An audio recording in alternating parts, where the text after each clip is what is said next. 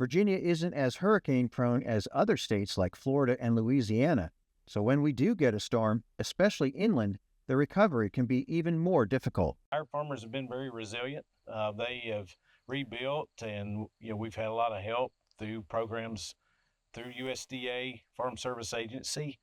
Many donations from other farmers around the state have also assisted. On September 27, 2024, the New River in North Carolina began flooding from the remnants of Helene. The New River is one of only 8 major rivers in the United States that run north, so the flooding and debris from wind damage washed its way into Grayson County, Virginia, and other parts of the state. This is what River Ridge Farms looked like on the day the storm arrived, with water levels running up to 22 feet. We had a tremendous amount of power loss, and so getting power restored, communications restored was imperative. A year later, that same area is not only cleaned up, they've built cattle fencing to help contain their 500-head herd and administer vaccines. Corey Golding has been working on River Ridge Farms for nearly 15 years. We've been installing it pretty well for the last probably 3 or 4 months now. It's been a process, going in, laying all the concrete, getting our, everything back right for the facility to be put in. And then us also trying to work, on the facility and figuring out how it's supposed to be put together. When most people think of Hurricane Helene, North Carolina comes to mind. But this farm here in Grayson County, Virginia, is so close to the Carolina border, these mountains behind me are actually in North Carolina. Cresthaven Farms is run by Sarah Torres and her family, who are still repairing the damage remnants of Hurricane Helene did to their dairy farm. The power went out, I guess around the middle of the day, maybe, and stayed out for 4 days.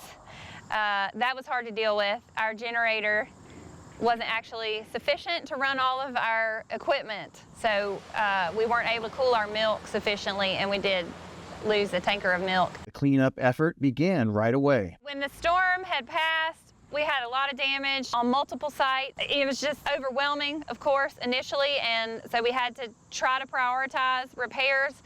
So our first priority was fencing, and we unfortunately had just finished some fence, brand new fence, I think the week before the hurricane, and it was holding livestock. So that was our first priority, was to get the fences patched as best we could. Torres and her crew are grateful to get enough fencing erected to address the farm's immediate needs, but 1 year later, the rebuilding effort continues. The family could also use volunteer labor to help clean up what's left of the debris left by Helene. That's still a need.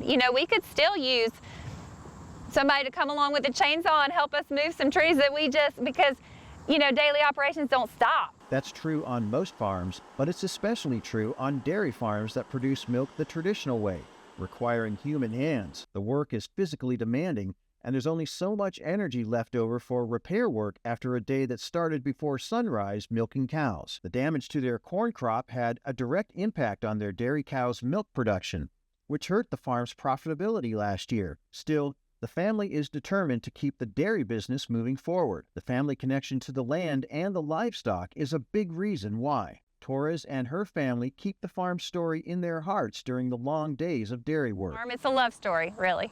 And I grew up here. I always loved it. I hung out here a lot when I was little, chased kittens and played with calves, and just couldn't imagine just letting this go. It's been a hard fight, but it's worth it to us. Not even remnants from the second deadliest hurricane to hit the continental United States in 50 years is stopping Torres from keeping the family business in operation.